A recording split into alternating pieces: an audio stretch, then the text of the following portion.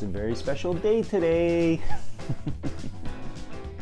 Do we know what day it is today, Maestro? Yes, she's nodding. Yes, we do. Yes, we do. Yes. No, it's not only Winey Monday Night Trivia, but it is National Moscato Day! To honor Moscato and to honor Maestro for the hard work that she does, we have quite a few expressions of Moscato here. I only have one on the table right now. Don't want to clutter up everything. I don't think we're going to have many champagne fans after this, after this episode. Chianti Grand Selection must be made with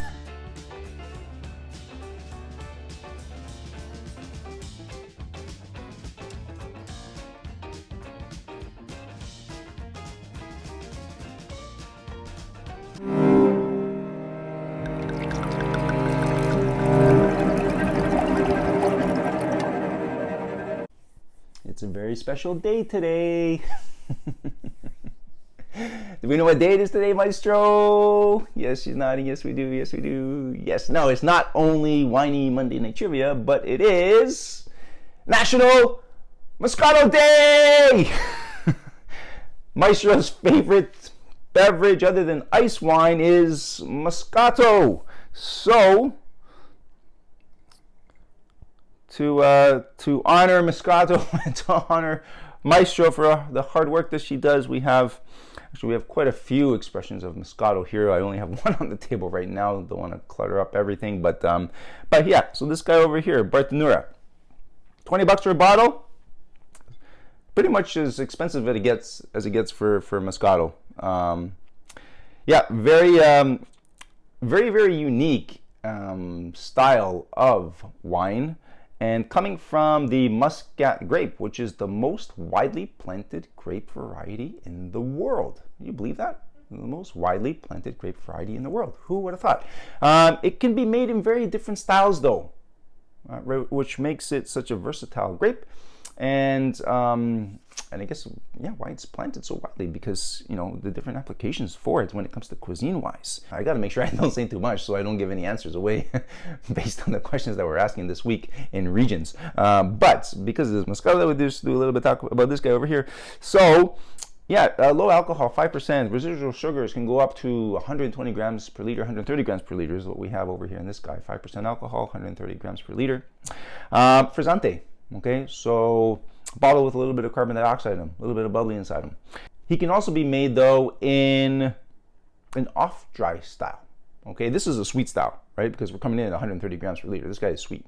But you also find him at maybe, let's say, 10, 12% alcohol with 20 to 30 grams of residual sugar off-dry. Okay, and in that, you're going to get a little bit of more floral, a little bit less fruits focused. This guy here is going to be very fruit focused. He's going to be a lot of peaches, a lot of apricots. Okay, he's still going to have a little bit of floral. You're going to pick up a little bit of like roses on him, a little bit, maybe some orange blossom. That's it, orange blossom. Okay, yeah, with the off dry, you're going to get a little bit more roses and orange blossom, a little bit more floral and less of the fruits. Then he's also made in sweet, rich dessert styles. Okay, so yeah, very versatile. Again, Maestro's favorite, so cheers to Maestro and Moscato. Okay, if you haven't tried Moscato before, give it a shot. You know, it's again, it's not going to break the bank. Before we get into regions of rounds 2, week number 2, I'm just like, I was just a little bit distracted over here off to my right, because we just came off of this guy here, this 𝗪𝗵𝗁 from the previous episode, right? This is another good example of a 𝗪𝗵𝗁 at a crazy good price point. And I'm pleading to the LCBO right now. I'm pleading to you guys, bring this back. Bring him back, please. This is ridiculous. This was a 2010 Cathedral Cellar from South Africa. Okay, 𝗪𝗵𝗁, 100% Chardonnay.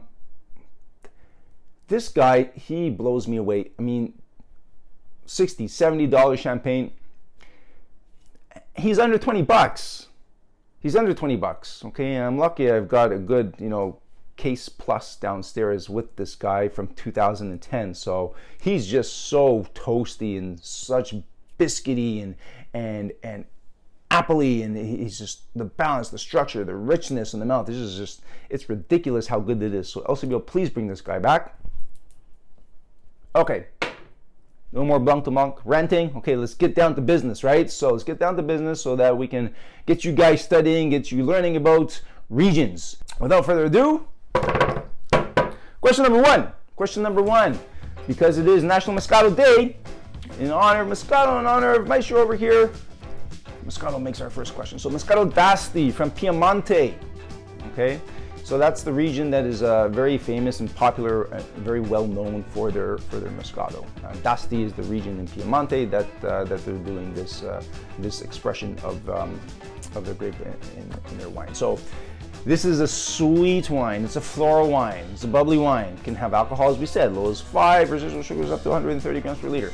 Okay. Now, when it comes to the level of sugar, okay, so this level of sugar is achieved through which means? Through the addition of unfermented Moscato grape juice / must at the end of fermentation. So this is true or false? This is our first, I think this is our first true and false question, right?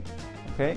So in order to achieve this 130 grams of residual sugar per liter, how are they doing this? Do you agree? Do you disagree? The addition of unfermented Moscato grape juice must at the end of fermentation. Do your homework, choose wisely. Okay. Question number 2. So some American winemakers can legally use the term champagne for their sparkling wines. Again, oof, oh boy, right? These guys are coming back to haunt us. He's coming back to haunt us. Coming back to haunt us. I'm reaching. Here we get some Bollinger Cuvée, special Cuvée, champagne. So, champagne, non-champagne, not champagne, blanc de blanc, blanc de blanc. This guy's not a blanc de blanc though, because he does use Pinot Noir in him. Yes, so again, some American winemakers can legally use the term champagne for their sparkling wines. True or false? I don't think we're going to have many champagne fans after this episode. We challenged them last week, challenged them again this week. So again, guys, thank Maestro for the increased rigor on this one. Okay. Oh, I love this stuff. Okay, question number 3. I love question number 3 because it has to do with Chianti, right? Sangiovese, baby. Love this guy so much. And actually, we're going to be going to a walk around tasting of Chianti very, very soon, which is going to be very exciting. There's over 40 different producers, and again 400 different Chiantis, from your Chianti Classico, Chianti Classico Reserva, Chianti Classico Grand Selezione. Chianti Grand Selezione must be made with 100% Sangiovese, which is estate grown. Okay, now what does it mean to be estate grown? It means that you own the vineyard, okay, and you are you're in charge then of making sure that you're taking care of your soil, your terroir, you're making sure that the grapes are ripening, you're keeping away pests, stuff like that, right? So I mean, you're handling, you own a vineyard, okay, you own it. So you're not buying grapes that are grown and that are produced by other grape growers, okay? You're growing your own grapes, you own your grapes, so that is your estate grown, okay? So 100% Sangiovese, which is estate grown. True or false for Grand Selezione? Grand Selezione, we're gonna have lots of more questions coming up with Grand Selezione in the future because I'm loving Chianti, I'm loving what they do. So yeah, if you haven't tried any Grand Selezione Chianti, average price for something like that, you're looking at as low as $35 up to $55, $60. Okay, so if you haven't treated yourself to a Grand Selezione, it is worth the money. Because there are certain practices and rules that are put in place by the consortium in Italy, Tuscany specifically, okay, to ensure you're getting a higher quality of wine as opposed to just a regular Chianti Classico, Chianti Classico Reserva. Okay, so there's certain rules that have to be followed, rules that are set in place to make sure that we're having an elevated drinking experience when it comes to the wine in the glass. Okay, question number 4. Question number 4, we're going to Burgundy. Okay, love the wines from Burgundy.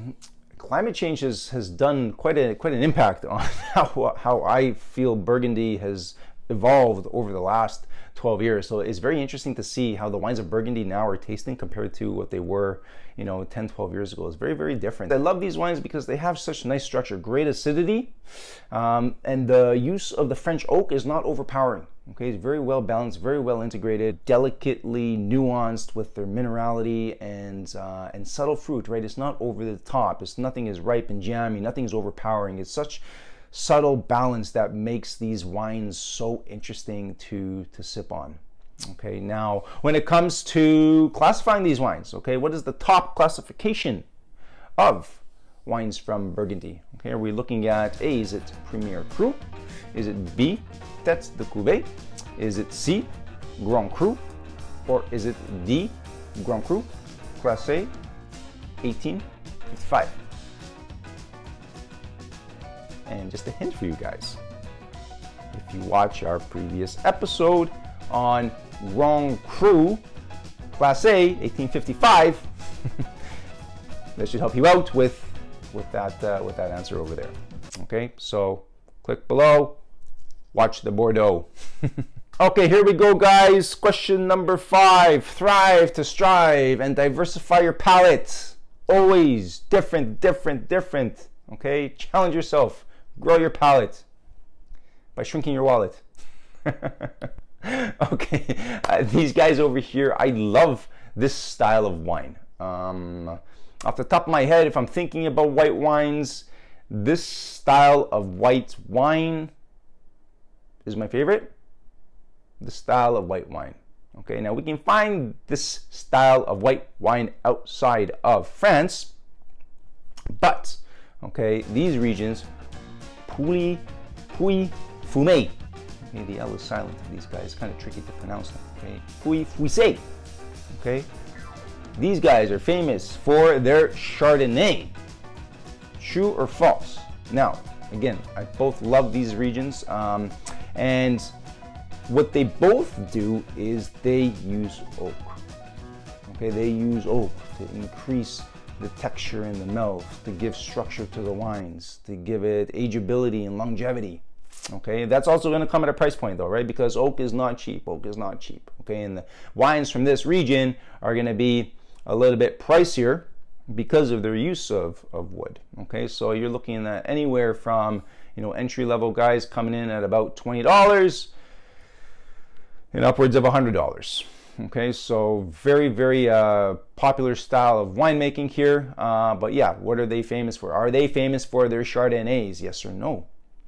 I don't know. Okay, but I hope you guys do. So do your research, plug in your answers, and make sure you get your answers by 8 o'clock Sunday night. Okay, so that we can see who is going to work toward being the wine king or wine queen for this round of Monday Night Trivia. Okay guys, so I hope this Monday Night Trivia helps you get through the week, okay? But to help you out through that midweek hump, okay, Wine Wednesday. Check out our video coming out on Wine Wednesday so that you can have that little boost to get you to Friday. And again, so for all you Moscato lovers out there, cheers to Value in the Glass and see you soon.